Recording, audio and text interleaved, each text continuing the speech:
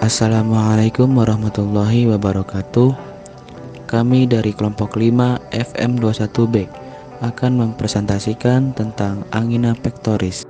Sebelumnya, saya akan memperkenalkan anggota kelompok ini. Ada Deden Sukandar, Ferdian Pranata Saputra, dan yang terakhir Ilham Bintang Pratama. Pengertian angina pectoris. Angina pectoris adalah suatu sindroma klinis di mana klien mendapat serangan sakit dada di daerah sternum atau di bawah sternum substernal atau pada dada sebelah kiri yang khas yaitu seperti ditekan atau serasa berat di dada yang seringkali menjalar ke lengan kiri, kadang-kadang menjalar ke punggung, rahang, leher atau ke lengan-lengan.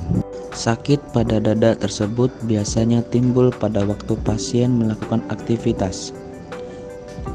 Menurut Kasron 2016, coronary artery disease adalah penyakit kerusakan pada bagian arteri koroner angina pectoris serta infark miokard disebut ACS, acute coronary syndrome atau sindrom koroner akut. Terjadinya iskemia akibat dari penyakit jantung koroner.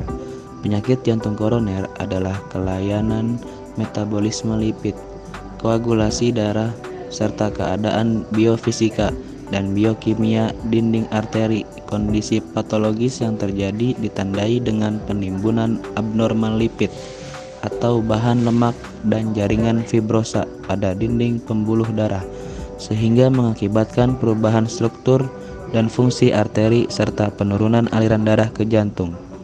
Perubahan struktur dan fungsi dari penyakit jantung koroner akan menyebabkan angina pectoris. Penyebab angina pectoris. Penyebab paling umum angina pectoris adalah aterosklerosis atau penyakit arteri koroner yang digolongkan sebagai akumulasi sel-sel otot halus, lemak, dan jaringan konektif di sekitar lapisan intima arteri. Suatu plak fibrous adalah lesi khas dari aterosklerosis.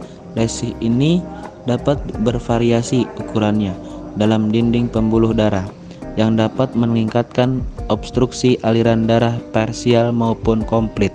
Komplikasi lebih lanjut dari lesi tersebut terdiri atas plak fibrous dengan deposit kalsium disertai dengan pembentukan trombus. Obstruksi pada lumen akan mengurangi atau menghentikan aliran darah kepada jaringan di sekitarnya. Penyebab lainnya yaitu karena spasme arteri koroner. Penyempitan dari lumen pembuluh darah terjadi bila serat otot halus dalam dinding pembuluh darah berkontraksi. Meskipun dipengaruhi oleh banyak faktor, kelainan degeneratif ini akan menyebabkan ketidakseimbangan antara kebutuhan O2 miokardium dengan masukan suplainya, sehingga bisa menyebabkan iskemia dan anoksia yang ditimbulkan oleh kelainan vaskuler dan kekurangan O2 dalam darah. Faktor yang mempengaruhi angina pectoris. Terdapat dua faktor resiko terhadap angina pectoris, yaitu faktor yang bisa diubah dan faktor yang tidak bisa diubah. Faktor resiko yang tidak bisa diubah, umur atau usia. Telah dibuktikan adanya hubungan antara umur dan kematian akibat penyakit coronary artery. Sebagai besar kasus kematian terjadi pada laki-laki umur 35 sampai 44 tahun dan meningkat dengan bertambahnya umur. Juga didapatkan hubungan antara umur dengan kadar kolesterol total akan meningkat dengan bertambahnya umur. Kadar kolesterol perempuan sebelum menopause 45 sampai 60 tahun lebih rendah daripada laki-laki dengan umur yang sama. Setelah perempuan mengalami menopause, kadar kolesterol perempuan akan lebih tinggi dibandingkan laki-laki. Gender atau jenis kelamin lebih banyak menyerang pria dibandingkan wanita, namun penyebab pasti belum diketahui. Sebelum umur 60 tahun didapat 2 atau 3 kali lebih besar daripada perempuan. Perempuan yang masih mengalami menstruasi lebih terlindungi daripada laki-laki karena pengaruh hormon estrogen dari wanita. Riwayat keluarga atau faktor genetik. Faktor genetik sangat berpengaruh, terutama pada laki-laki. Faktor ini dapat ditangani dengan gaya hidup yang sehat dan menghindari gaya hidup yang tidak sehat seperti kolesterol tinggi, kebiasaan merokok, hipertensi, obesitas, dan diabetes. Faktor yang dapat dirubah atau dikendalikan: hipertensi atau tekanan darah tinggi. Hipertensi merupakan suatu keadaan di mana terjadi peningkatan tekanan darah secara abnormal. Hipertensi yang mengendap akan menyebabkan aterosklerosis koroner. Karena hipertensi dapat menimbulkan trauma langsung di dinding pembuluh darah arteri koronaria. Apabila tekanan tinggi yang terus-menerus menyebabkan suplai kebutuhan oksigen jantung meningkat. Penyakit diabetes mellitus diketahui 2-3 kali lebih banyak pada orang dengan diabetes tanpa memandang kadar lipid dalam darah. Predisposisi degenerasi vakuler terjadi pada diabetes mellitus serta metabolisme lipid yang tidak normal juga dalam pertumbuhan atheroma. Berpegang teguh pada regimen medis yang dianjurkan untuk mengatur glukosa dapat mengurangi faktor resiko, dan itu menjadi tanggung jawab setiap individu untuk realisasinya.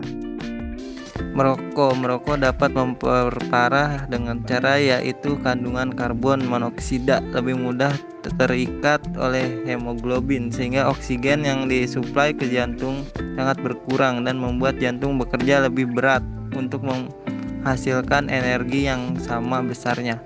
Asam nikotinat dalam tembakau memicu pelepasan katekolamin yang menyebabkan konstriksi arteri sehingga aliran darah dan oksigenasi jaringan terganggu.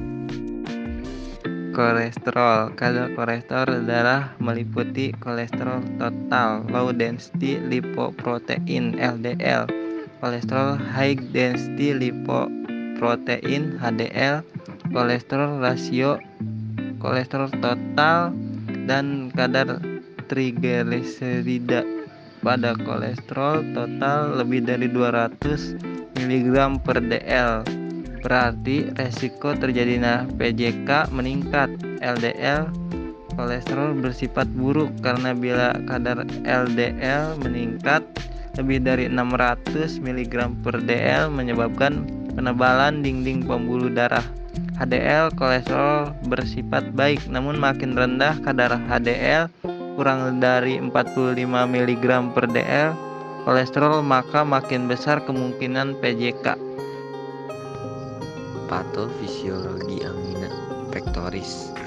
Mekanisme angina pectoris disebabkan oleh kurangnya suplai oksigen ke sel-sel miokardium yang terjadi karena kekakuan arteri dan penyempitan lumen pada arteri koroner.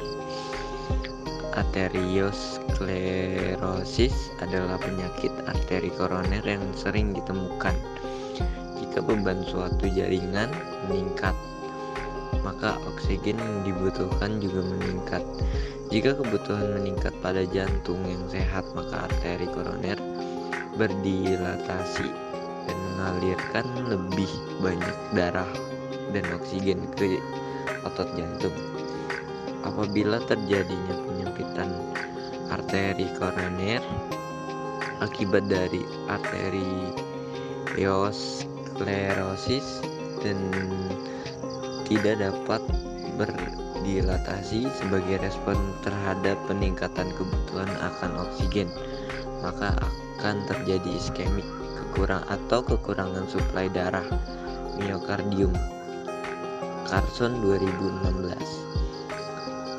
Yang kedua, namun jika pada suatu kondisi tidak ada darah yang mengalir pada arteri koroner, maka penderita akan mengalami nyeri dada pada bagian kiri atau serangan jantung dan tidak sadarkan diri.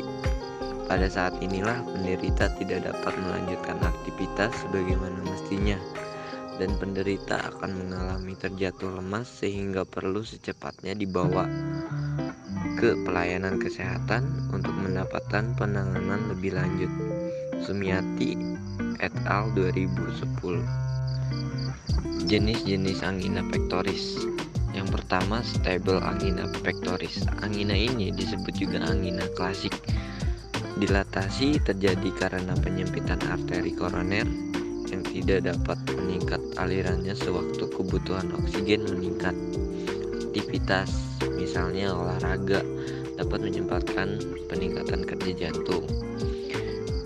Yang kedua, unstable angina pectoris.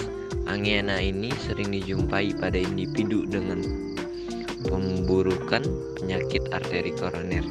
Angina ini biasanya menyertai peningkatan beban kerja jantung. Asron 2016. Durasi serangan dapat ditimbulkan lebih lama dari angina pectoris stabil, yaitu selama 30 menit atau lebih. Nyeri yang hebat dan frekuensi serangan lebih sering.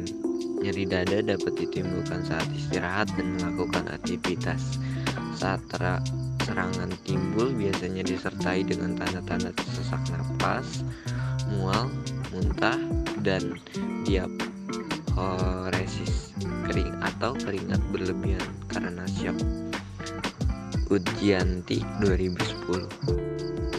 Yang ketiga, varian angina pectoris merupakan akibat dari kejang arteri koroner dan terjadi karena spasme arteri koronaria berhubungan dengan risiko terjadinya infrak. Nyeri yang ditimbulkan penderita sedang istirahat, kadang-kadang disertai distremia dan kondisi abnormal. Dan serangan nyeri dapat hilang dalam pemberian terapi nitrogliserin. Ruhyanuddin 2007. Yang selanjutnya pemeriksaan penunjang. Yang pertama, EKG.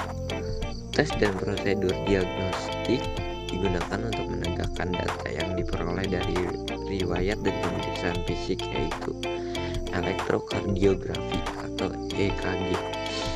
Pada penyakit jantung, terutama penyakit jantung koroner atau iskemik, dalam intoleransi aktivitas sangat penting dilakukan pemeriksaan EKG karena dapat mengetahui adanya perubahan atau kelainan-kelainan dari irama jantung atau aritmia pada jantung, dan untuk menunjukkan adanya iskemia yang terjadi.